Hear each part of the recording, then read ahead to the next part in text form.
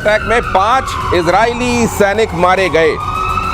ये कसम एक तरीके से इजराइल ने खाई हुई है कि यहां हमास को अब जब तक पूरी तरह ऑक्यूपाई नहीं करेंगे, और कल वहां के मिनिस्टर के बयान से बात साफ भी थी कि जब तक इस जगह को अब अपने अधिकार क्षेत्र में नहीं ले लेंगे तब तक हमास के खिलाफ और गाजा में चल रहा ये अभियान एक तरीके से पूरा नहीं होगा। और आज उसी क्रम में ये नई कार्रवाई हुई है। हालांकि इजराइल को भी नुकसान हुआ है। यहां आप देख रहे हैं गाजा में इजराइल का ये भीषण हमला, उत्तरी गाजा में आईडीएफ की बमबारी, हमले में 18 फिलिस्तीनियों की मौत, हमास के अटैक में 5 इजरायली सैनिक भी मारे गए हैं। मेरे साथ जुड़ रहे हैं मेजर गौरव आर्या और एयर मार्शल पीके श्रीवास्तव। आप दोनों का बहुत स्वागत है। गुड इवनिंग, जय हिंद। अब ये हम कल भी जिक्र कर रहे थे कि ये पूरा प्लेन किए बगैर मानेंगे नहीं। ये नॉर्थ गाजा में एक बार फिर से कार्रवाई, क्योंकि पहले नॉर्थ से शुरू हुआ था मामला, साउथ तक गया था, कहा गया लगभग वाइप आउट कर दिया गया है। एक बार फिर नॉर्थ में कंसंट्रेशन और एक बार फिर से ये संघर्ष जिसमें इजरायली सैनिक भी मारे जा रहे हैं। बिल्कुल दिनेश, आप एकदम ठीक बात कर रहे हैं। देखिए, हमने पहले भी ये बात डिस्कस करी थी कि जब तक ट्रूप्स ऑन द ग्राउंड नहीं होंगे आप ऑक्यूपाई नहीं कर सकते। आप हवा से बमबारी करेंगे, आप टारगेट को सॉफ्टन अप कर सकते हैं, आप आर्टिलरी मारेंगे, आप टारगेट को, जो भी टारगेट है, गाजा ही मान लीजिए, आप इसको मुलायम कर सकते हैं, आप मुलायम कर सकते हैं, लेकिन आप उस पर कब्जा नहीं कर सकते। कब्जे के लिए आपको इन्फेंट्री अंदर भेजनी पड़ेगी, आपको टैंक्स अंदर भेजने पड़ेंगे, टैंक्स ठोकेंगे, सब कुछ बर्बाद करेंगे, इन्फेंट्री जाके वहां पे झंडा गाड़ेगी। जब वहां पे इजरायली फौजी खड़ा हो जाएगा उस जमीन के ऊपर, तब माना जाएगा कि वो जमीन इजरायली हो गई है, उसके पहले नहीं हो सकता। It's impossible. इसी खबर का एक अगला चरण भी देख लीजिए। गाजा में इजरायली ऑपरेशन का नया राउंड, मिट्टी में मिलाए जा रहे हैं हमास के ठिकाने। पहले बमबारी की, फिर बुलडोजर चलाया इजरायली सेना ने, जो एक तरीके से वहां पहले ही बमबारी में डैमेज हो चुके हैं मकान, उनको अब वो हटा रहे हैं। यही शायद कह रहे हैं मेजर गौरव आर्य कि आप सॉफ्टन अप कर सकते हैं। पहले आपने टारगेट को सॉफ्टन अप कर दिया, एक तरीके से उनको खंडहर बना दिया, लेकिन उनको डेमोलिश करना ताकि दोबारा वहां बसाहट ना हो जाए और उसको अपने अधिकार क्षेत्र में लेना, शायद यही इसका इंटरप्रिटेशन है। बिल्कुल सही है दिनेश, जो गौरव ने कहा बिल्कुल सही बात है। जब तक आप बूट्स ऑन द ग्राउंड लेके नहीं जाएंगे, उनकी जो छोटी छोटी टुकड़ियां हैं हमास की, उनको कैसे नेस्तनाबूद करेंगे। और जो टनल का टेरर नेटवर्क बना हुआ है, टनल्स को भी तो कब्जे में करना है। इनके ज़्यादा छोटे छोटे ठिकाने जो थे वो मस्जिदों में थे, अस्पतालों में थे, स्कूलों में थे।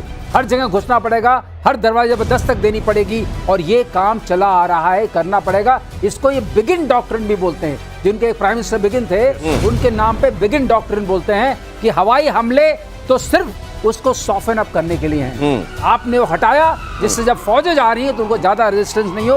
और जो आज की घटना हुई है, जो आप बता रहे हैं कि 5 इजरायली मारे गए, ये तो शायद पहले भी गौरव ने एक बार कहा था कि जब इस आप उसमें लगेंगे मुहिम में, तो कुछ दुर्घटनाएं या आपके ऊपर भी वार होगा, लेकिन ये तबाही तो हो के रहेगी। और अगर ये अस्तित्व की लड़ाई है तो फिर ये कीमत चुकाने के लिए तैयारी भी होनी चाहिए। अगली खबर आपको बताता हूं, ईरान पर नेतन्याहू का बहुत बड़ा बयान।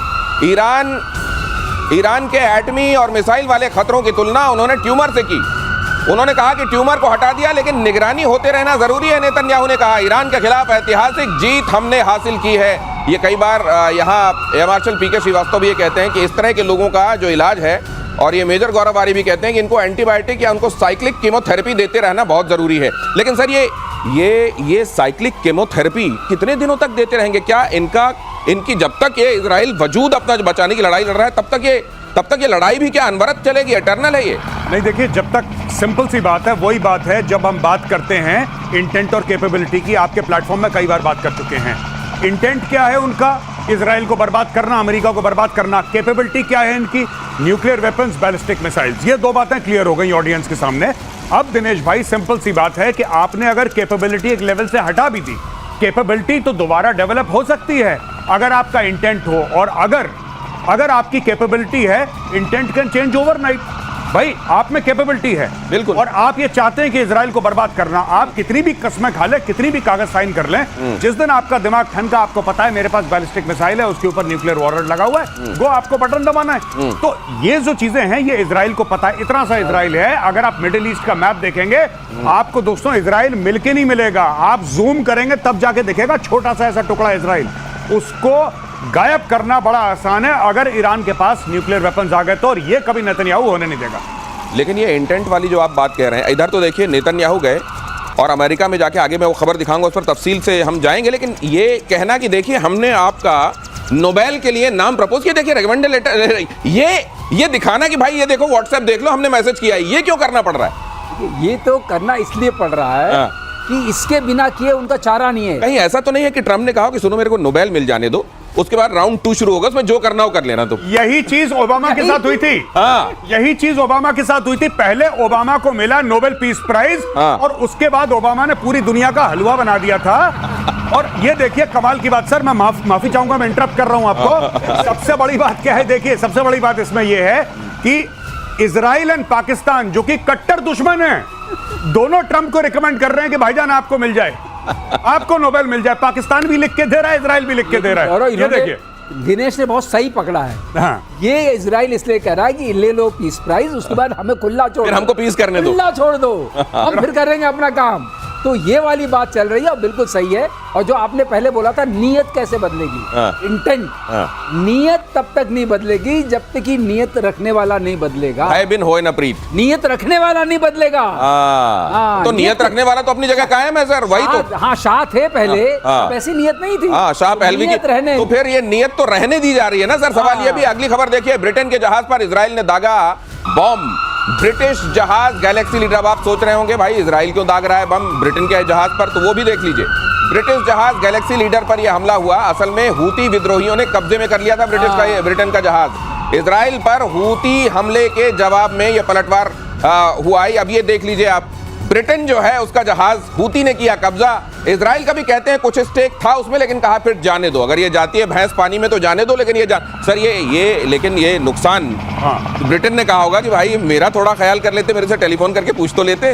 नहीं, इजराइल ने कब किसको फोन करा है और इजराइल ने कब पूछा है। इजराइल भी अमेरिका की, दिनेश जी, उतनी ही सुनता है जितना इजराइल को कन्वीनियंट लगता है। अगर इजराइल को कन्वीनियंट नहीं लगता तो वो यूएस की भी नहीं सुनता। तो यूके तो कुछ भी नहीं है, उसने बोल दिया होगा विद्रोहियों ने जहाज ले लिया, ठोक दो, ठोक दिया। एक चीज है दिनेश, इसमें एक लोचा है वैसे। हाँ। ये जहाज कब गया था हूती के कब्जे में? हाँ। ये गया था नवंबर 23 में, अच्छा।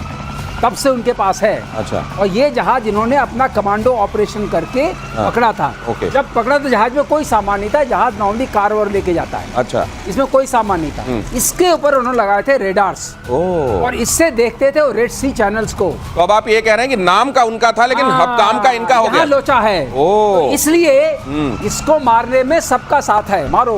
अच्छा, 23, 24, 25 मतलब 2 साल से अगर इनके कब्जे में। 1.5 साल से, नवंबर में था तो 1.5 साल से। कार्गो शिप के ऊपर रडार लगा रखा था ना। कार्गो शिप को बना दिया था, रेडार लगा के उसको। ओ तो ये और इसी तरीके, और इसीलिए लोग कह रहे थे कि भाई इनके पास एडीएस वाली खूबियां कहां से आ गई, यहाँ से आ गई, यहाँ से आ गई। और इसलिए वो जानते थे कि ब्रिटिश एयरक्राफ्ट है, मारेंगे नहीं। हाँ। लेकिन इन्होंने कहा भाई इसको मारो। हाँ, अब ये बेशक हमारा ये सिंबल बना के रखा है, ये ब्रिटेन वाला है तो ब्रिटेन वाला है तो जाने दो, लेकिन में तो उनके। राइट। अगली खबर देखिए, भारत 5वीं पीढ़ी के फाइटर का इंपोर्ट करेगा। Su-57 या अमेरिकी F-35 की खरीद पर विचार चल रहा है। चीन पाकिस्तान को काउंटर करने की तैयारी है। फाइटर से वायुसेना की क्षमता बढ़ेगी, डिफेंस सेक्रेटरी ने कहा। डिफेंस सेक्रेटरी ने यह भी कहा सर, अगर अंग्रेजी में जो उन्होंने कहा उसको कोट करूं, for the time being we are going to, sir इसका क्या मतलब, for the time being we are going to have this? देखिए मैं आपको बताता हूं, डिफेंस सेक्रेटरी के इंटरव्यू में बैठे थे और वहां पे इंटरव्यूअर ने उनसे बार बार पूछा कि सर हम किस से लेंगे। अच्छा बताइए, हम F-35 ले रहे हैं कि हम Su-57E ले रहे हैं, कुछ तो बोलिए। तो उन्होंने बोला भाई आपकी ब्रेकिंग न्यूज के चलते तो मैं नहीं बताऊंगा कुछ। हाँ, सही बात। पहली बात। हाँ। दूसरी चीज उन्होंने बोला कि we are talking to allies.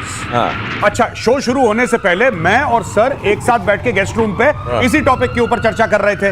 Right. अब देखिए इसमें हुआ क्या है कि भारत को गैप फिल करने के लिए जब तक आपका एमका आएगा, एमका आने में 10 से लेकर 15 साल लगने हैं।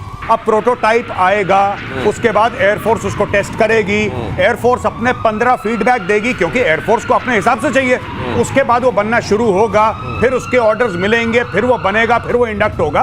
एक बहुत लंबा चौड़ा इसका लूप है। राइट। फिलहाल अगर आपको क्लोज करना है गैप तो आपको 5th जनरेशन फाइटर चाहिए, साफ सीधी बात है, आपको चाहिए। अब किससे भारत लेगा, दैट इज $1 मिलियन क्वेश्चन। लेकिन डिफेंस सेक्रेटरी साहब ने एक जिसको बात ये कह दी ना कि ये बात हम सबके सामने थोड़ा ना डिस्कस करेंगे, और हम एलाई से एलाई किसको बोला, रशिया को बोला कि अमेरिका को बोला, ये वो जाने ही डज नॉट नो।